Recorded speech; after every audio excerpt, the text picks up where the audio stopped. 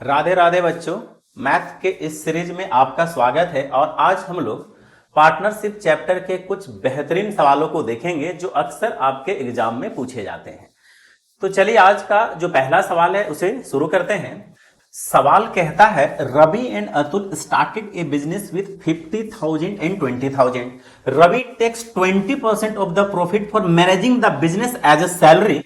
The remaining profit is distributed in the ratio of their investment. In this way, Ravi receives 3,800 more than Atul.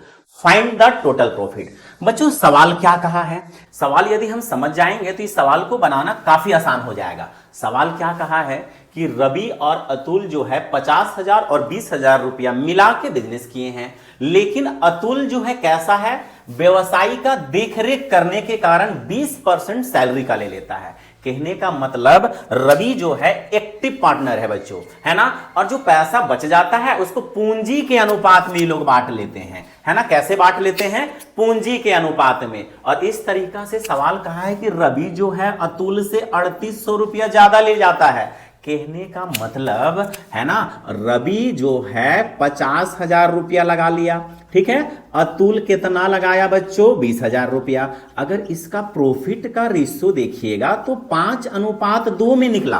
कहने का मतलब रवि ले जाएगा 5 हिस्सा, अतुल ले जाएगा 2 हिस्सा।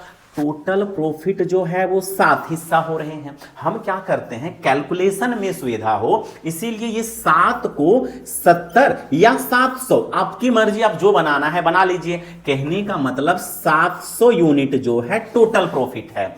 क्वेश्चन कहा है सैलरी का 20% तो रवि ले गया। कहने का मतलब हर एक 100 यूनिट पर 20% अगर रवि ले जाएगा तो 700 यूनिट पर 7 दूनी 14, 140 है ना। 140 यूनिट तो पहले रवि को दे दीजिए, है ना। रवि को जब आप 140 यूनिट दे दिए सिर्फ सैलरी के कारण, है ना, वो सैलरी है बच्चा, क्योंकि वो बिजनेस को देख रेख कर रहा है। उसके बाद जो प्रॉफिट बच गया उसमें से फिर से 5 हिस्सा वो ले जाएगा। बचा कितना? 140 घटा के देख लीजिए, 560 का फिर से वो 5 हिस्सा ले जाएगा। 7, 8, 56 देखिए, और 400 यूनिट एक्स्ट्रा ले जाएगा। टोटल 540 यूनिट जो है रवि ले गया। बचा हुआ पैसा दे दीजिए अतुल को, तो अतुल को जो मिल जाएगा 160 यूनिट। देखिए रवि जो है 540 यूनिट ले गया, अतुल 160 यूनिट ले गया। रवि के पास जो है इससे अभी भी 380 यूनिट जो है ज्यादा पैसा है। क्वेश्चन कहता है कि रवि के पास तो 3,800 रुपया ज्यादा है, 380 यूनिट जो है 3,800 रुपया के बराबर है। एकदम ये 100 बार में कट जा रहा है, 1 यूनिट का मान 100 आ गया। हमको चाहिए क्या? टोटल प्रॉफिट, है ना, कुल लाभ चाहिए। तो कुल लाभ अब कितना माने हैं? 700 यूनिट। तो बस 700 यूनिट से मल्टीप्लाई कर दीजिए। देखिए 70,000 रुपया जो है इसका करेक्ट आंसर है ऑप्शन नंबर सी। ठीक है बच्चों, तो चलिए कुछ और बेहतरीन सवालों को देखते हैं। बच्चों तो अगला सवाल है, ए, बी और सी 3:4:8 में पूंजी लगाकर कोई व्यवसाय शुरू किए। व्यवसाय के अंत में 2:3:5 में लाभ प्राप्त हुआ, तो समय का अनुपात निकालिए, है ना, रेशियो ऑफ प्रॉफिट। बच्चा देखिए बहुत सिंपल सा सवाल है ये। सवालों को पहले समझिए। आप अगर सवाल को नहीं समझ पा रहे हैं तो क्या करिए, वीडियो को पॉज कीजिए। अब उसके बाद क्या करिए, समझने की कोशिश करिए। जब तक आप सवाल को नहीं समझिएगा आप एक भी प्रश्न का जवाब नहीं दे पाइएगा। और पार्टनरशिप का कॉन्सेप्ट क्या है कि आपको जो लाभ मिलेगा, है ना, वो किस अनुपात में मिलेगा? जिस अनुपात में आप पूंजी लगाए हैं। साथ ही साथ डिपेंड करेगा कि आप कितने समय के लिए लगाए हैं। अब ये क्वेश्चन में हमें समय का अनुपात पूछ रहा है, तो पूंजी को लाभ के नीचे ले लाइए। तो इस प्रकार से आप क्या देखिएगा कि हमें जो है समय का रेशियो बना हुआ मिल गया। देखिए लाभ बटा पूंजी जो है समय का रेशियो है। क्वेश्चन में हमको दिया गया है, देख लीजिए, लाभ का भी अनुपात और पूंजी का भी अनुपात। तो जहां आपका लाभ है ए, बी, सी का देख लीजिए 2:3:5 लिख दीजिए। साथ ही साथ आपका यहां पे क्या दिया हुआ है? पूंजी का, तो बटा में पूंजी भी रख दीजिए 3:4:8। इस प्रकार से जब भी आपको सवाल दिखे तो समझ जाना है कि रेशियो का सवाल है, तो बस इसमें रेशियो का कॉन्सेप्ट लगा दीजिए। नीचे वाला का आप एलसीएम ले लीजिए। 8 8 4 और 3 का एलसीएम हो जाएगा बच्चों 24। बस इसे फटाफट काट लीजिए, 3 × 8 = 24, 4 × 6 = 24, 8 × 3 = 24, 8 दूनी 16 हो गया, 6 × 12, 6 × 3 = 18, 5 × 3 = 15। आप देखिए ऑप्शन नंबर बी जो है इसका करेक्ट आंसर है, 16:18:15। देखिए बच्चों ये सवाल जो है एसएससी सीजीएल का सवाल है जो टियर 2 पे क्वेश्चन पूछा गया था, है ना, 2023 में। देखिए इस तरह के जो सवाल है बच्चों, है ना, अक्सर पूछे जाते हैं, भिन्न भिन्न एग्जाम में पूछे जाते हैं। आप क्या करिए, सवाल का कॉन्सेप्ट को समझिए। इस तरह के जितने सवाल आपके बुक में मिलते हैं आप सारे सवालों को कर डालिए, आपको हर तरह का डर, इस तरह का पैटर्न में जितने भी सवाल पूछे जाते हैं समाप्त हो जाएगा। चलिए अगला सवाल को देखते हैं। तो अगला सवाल है बच्चों, ए कुल लाभ का 1/15वां भाग प्राप्त करता है और शेष बी तथा सी के मध्य 3:4 में बांट दिया जाता है। यदि सी और ए के मध्य लाभ का अंतर 2800 रुपया है तो बी का हिस्सा ज्ञात कीजिए। बच्चों ये सवाल को कैसे बनाएंगे जरा देखिए। बच्चों 1/15 में से ए को जो मिला है सिर्फ एक हिस्सा मिला है, कुल कितना है बच्चों 15 हिस्सा, जिसमें से ए ले गया एक हिस्सा, तो अभी भी रिमाइंडर जो बच रहा है वो 14 हिस्सा बच रहा है। क्वेश्चन कहता है शेष बी तथा सी में बांट लिए जाते हैं।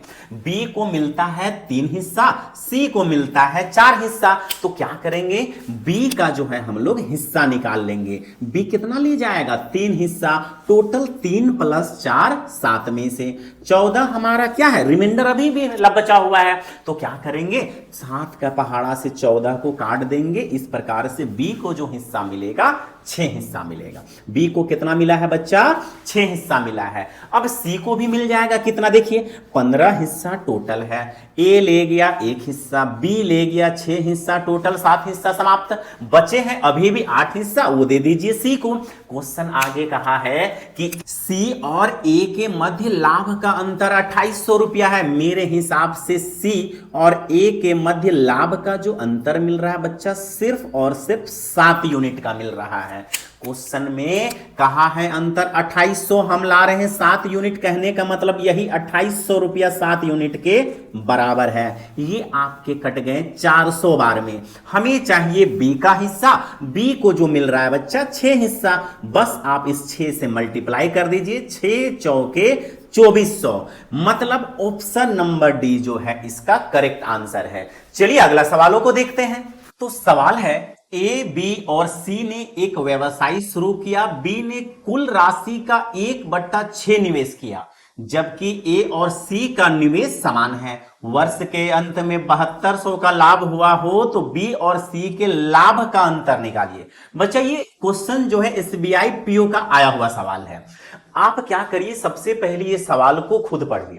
क्या आप ये सवाल को समझ रहे हैं? और अगर नहीं समझ रहे हैं तो हम समझा दे रहे हैं, ठीक है। और अगर आप खुद ही समझ लेते हैं तो आपको ये सवाल को बनाने में काफी सहूलियत मिलेगा बच्चों। तो हम क्या करते हैं, पहले सवाल को समझाते हैं। सवाल क्या कहा है जरा सा ध्यान से समझिए।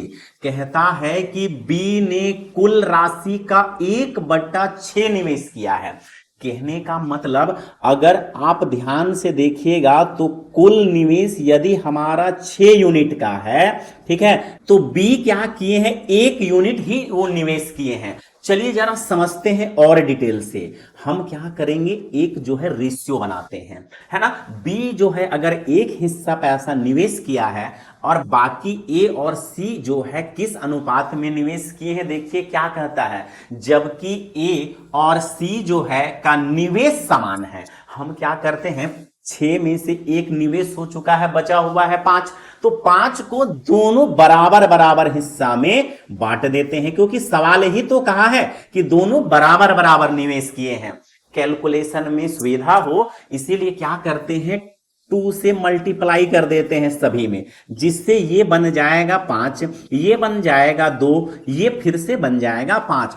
कुल जो हमारा निवेश है बच्चा 12 हिस्सा है। अब सवाल देखिए क्या कहता है, वर्ष के अंत में लाभ 7200 रुपया का है। मेरे हिसाब से लाभ जो है देखिए कितना है, 12 का है। आप कहिएगा सर ये तो निवेश का रेशियो है, तो फिर आप लाभ से बराबर क्यों किए? नॉर्मल सा कॉन्सेप्ट है, आपको लाभ उतना ही मिलेगा जिस रेशियो पे आप निवेश किए हैं।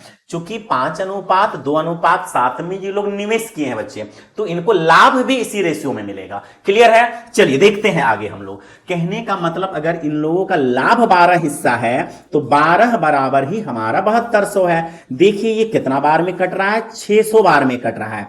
हमको सवाल क्या कहा है कि बी और सी के लाभ का अंतर निकालिए। बी का है ना और सी का लाभ का जो अंतर दिख रहा है 3 यूनिट, बस आप इस 3 से आप मल्टीप्लाई कर दीजिए, 1800 रुपया, है ना। इस तरीका से हमारा जो करेक्ट आंसर है बच्चा 1800 रुपया जो है इसका करेक्ट आंसर है ना। ऑप्शन नंबर जो है ई है, चूंकि ये एसबीआई पीओ का है, नन ऑफ दिस, है ना, नन ऑफ दिस इसका आंसर है। चलिए आप लोग जो है इस तरह का सवाल को आराम से बना सकते हैं, बस इसका कॉन्सेप्ट पता होना चाहिए, ठीक है। ज्यादा से ज्यादा आप लोग इस तरह का सवाल को बुक से ढूंढिए, पढ़ने की कोशिश करिए। याद रखिएगा ऐसा भी हो सकता है कि जब पहली बार पढ़े तो कुछ ना समझ में आए, आप क्या करिए बार बार पढ़िए, है ना, बार बार पढ़िए। सवाल को तब तक पढ़ना है जब तक कि पूरी तरह से दिमाग में छप ना जाए सवाल।